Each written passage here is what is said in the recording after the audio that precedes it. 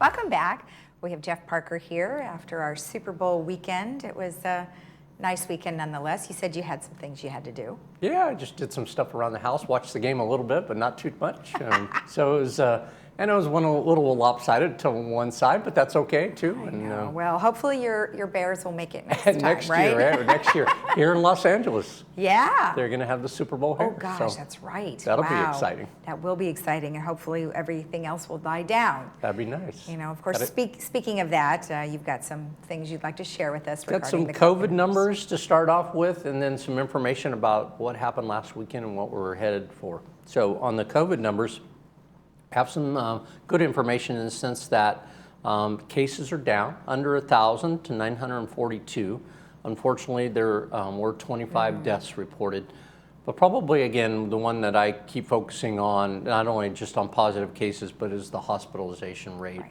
Because this really affects potentially our community too, because if people need to use the hospital for other reasons, they want that capacity. Last week when we talked, we were over 1,300. We're now down to 1,046 in hospital beds being used. That's a big drop, over 300. And the ICU cases are down from 384 last week to 331. So all trending in the right direction. Heard the governor speak yesterday. He was talking about a month ago how they had 50,000 cases in California on one day a month ago, and it's now down to just 10,000 cases reported yesterday. Right. That's great. So that's a huge trend in the right direction with regards to how we're addressing and how we're handling the COVID case. Hopefully, not too much over congregation on the Super Bowl Sunday, and so that we don't see a spike back. But based on what I'm hearing so far, people were conscientious about that and being careful about it. Again, right there, we had 358 cases in the city of Laguna Woods. That's up a little bit, but not a big jump up of any kind. And I think that's a trend that we're seeing for our communities, kind of on the back tail end versus we're the leaders type of thing. So we'll watch that. Unfortunately, we did have one more fatality that got recorded, so we're at 28. But again, pretty low numbers, especially in the total cases, low numbers. In the fatality percentage-wise, we're creeping up there, obviously, because we're only 18,000 people for us, and probably 20,000 for the community of Laguna Woods. And I know that in their reporting data, they say like 16,000 something, but that's the the last census in 2010. So we'll see a change in that coming up.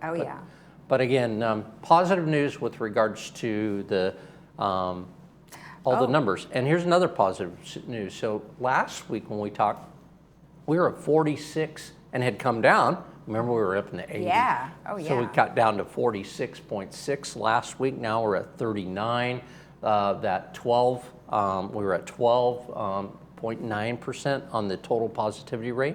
We're now at 10. Remember, if we get under 8, then we're eligible. If we stay under 8 for like 2 weeks, 3 weeks, we can go to the red level, which would be a substantial move for us, given this last month and a half where we've been struggling. So that's really, really all good news. That other number, 13.9 on the health quartile, is also down from 16. So again, pretty good percent drops in all of these categories. So definitely going in the right direction.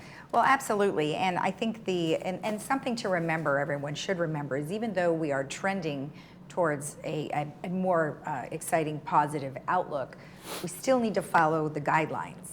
So it's not like, oh my gosh, we're going to open up everything right away. You know, you're going to have to do it slowly because we are very concerned still of those that are still at risk. And I think the importance of that is that the vaccination process, as important as it is also a very slow and meticulous process. Before the whole county has vaccinated itself, if they wanted to, we're probably talking the summertime. So between now and the summertime, we need to be just as vigilant and careful about wearing masks, social distancing, and all of that. One shot doesn't protect you to the level of that. So people need to understand that, and I think a lot of people do, and they're doing a great job and which leads me into talking about our great job. Yeah, oh yeah, amazing numbers. I'm so pleased to talk about what occurred over the weekend, and that on Saturday and Sunday, but primarily we didn't do Sunday because of Super Bowl Sunday, so we did Friday and Saturday. But we were able to, in the 3 weeks that we've been doing this, get more than 7,600 people in the village vaccinated. Unbelievable. You know, and our goal was to address the 75 and over crowd, which is about 9,000 of our population. But we know people have turned down the shot, and we know people have registered and got the shot at through Othina and the county, those sites. So when you look at our percentage of people who we were able to vaccinate, we are actually better than what we were seeing at a national rate. Oh yeah. So that's really good. So at the end of last week, we started to go into using our code red and calling out people, because what we were seeing was people that had an appointment was either not showing up or had missed it. And so we wanted to make sure that we got vaccines into the arms. Yes. We don't want them sitting there and getting wasted. So we started using our code red system here to call people, in a sense of like a robocall, to get you out and get people. And so we dropped the age bracket down to 65 plus, so that we could get that group in there as well, and started moving in that. That's great. And so that's pretty much the great success story. And I just again want to, Eileen Paulin, who's led the charge from here in our operation, and our security division, Carlos, Tom, they've just logistically done a great job of running in a recreation department, obviously at Clubhouse 7. Great staff.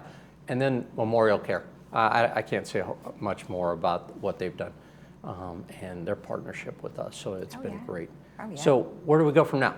Next weekend, this coming up weekend, we're going to do Friday for sure. We have enough vaccines. We're waiting for our allocation. If we receive our allocation, which we'll probably hear today or tomorrow, we will also conduct operations on Saturday. Again, we're going to do the Friday, Saturday type of notifications. Again, will be sent out using the code red. We'll do that again. And then once we finish this weekend, we think we're in a position where we've vaccinated most of the community, given our stats that we have. And then we'll start going into the second shot process in the future weekends to go. Well, you know, it's good that you're able to, get the doses for the second shot. I mean, I know that's been a concern on the news, is that some people are worried that they might not have enough supply, but it sounds as though they will have enough supply, especially even for our community. If it got to that situation, we would administer the second dose prior to any first doses. Is that correct? So where we're at now is that when we get into those next few weekends, we're going to be really fixating on the second dose, not on doing a new first set of doses. We're going to direct people like that who first either didn't have an appointment or didn't get called. It may be because they didn't have their registered number. But once we go into the second category, we're going to focus on the second shot as a priority, and then and we're going to try to get people orientated to go to Othina and work with the county to get their first shot if they haven't gotten their first shot. So that our emphasis is going to be on making sure that all 7,600 people that got their first shot then get lined up for their second shot in an appropriate time frame. Okay, perfect. Now, if you are a resident 65 and older and did not receive any type of notification, what should someone do in that case? Well, probably what occurred is that our data that we have, because we have emails and phone numbers, we don't have you in our system accurately. That is a possibility. Some people, we know when we went through it the first time, people were saying, oh, I changed my phone number 5 years ago, but forgot to call resident services. So the way to do that is go to residentservices@vmsinc.org. And you can go online and you can update your information, and that'll give us your phone number and your email.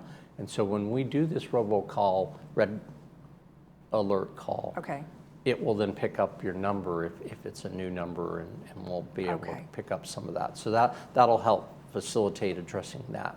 Okay, that's good. Oh, I was going to say, go ahead. No, that's good, because before we were having them call the hotline, and now we're going to call resident services. So rather than calling, you want them to email the information. I mean, that's just easier probably to transfer that information into the system. Exactly, because we don't, we want to kind of shrink down the call center usage, and it's not cheap. And so we have the capability direct email to our resident services by doing it that way, and it's more accurate that way as well.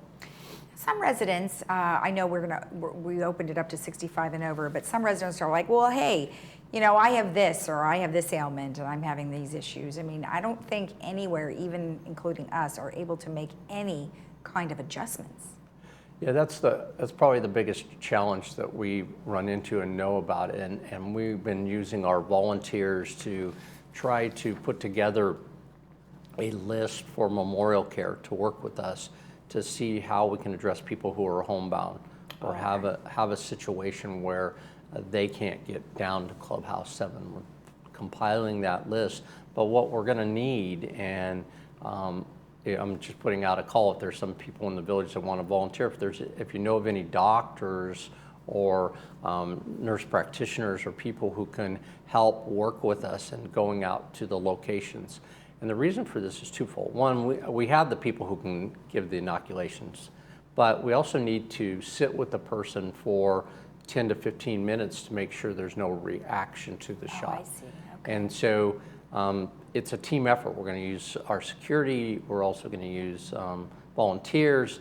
And so we have a pretty good list. So now we're looking for that professional that can help us with observation, doctor that can see and make sure that the person's not having any kind of reaction. And also, obviously, if we have additional doctors, we can do more vaccines out to that group. Now, it wouldn't necessarily just be doctors and nurses. I mean, it could be a retired paramedic or a retired EMT or something like that. Somebody who has the medical knowledge to be able to show that or know and have knowledge about whether or not if there is a active reaction or something like that, how to handle it. Yeah, definitely. Okay. So in regards to if you have a comorbidity or you have something that when you get your, I guess the question I'm trying to ask is, if you have some other type of ailment, you're not going to jump to the front of the line over what we were already doing. Right. And I know that there were a few people who were concerned about that, so I thought we talked about that. No, if we call you and say come down between a certain time frame, then that's when you should come down, and that's when you'll get in line with the other people. No, there's no jumping in line because you are diabetic or something like that. No. Right. We have a lot of individuals in the village obviously have different ailments, and we can't try to treat one separately than the other. So no, we're going to keep status quo with regards to how we're doing it. It's been working great. Right. I mean, the fact that we've done over 7,600 inoculations to me is amazing. And it is amazing. And the community's been great about receiving it and getting out here. So along with those that have gone to the county, this community's pretty good hands, I would say. I would say so. Let's just reiterate what you're going to do this weekend. So on Friday, we're going to be administering whatever allotment that we have available. Right. Now, will that again be the first dose? This will be the first dose, It's the yes. first dose. Okay. And then on Saturday, if we receive additional doses, then we will go ahead and notify. Yeah, and again, this will be the first doses, and then the following weekend is when we'll start the second dose. Okay, great. Okay, perfect. Well, thank you so much for the information. I appreciate it, and we will see you again on Friday. Looking forward to it. All right, thank you. Thank you. All right, stay tuned. When we come back, we'll have additional information about what's happening in Laguna Woods Village.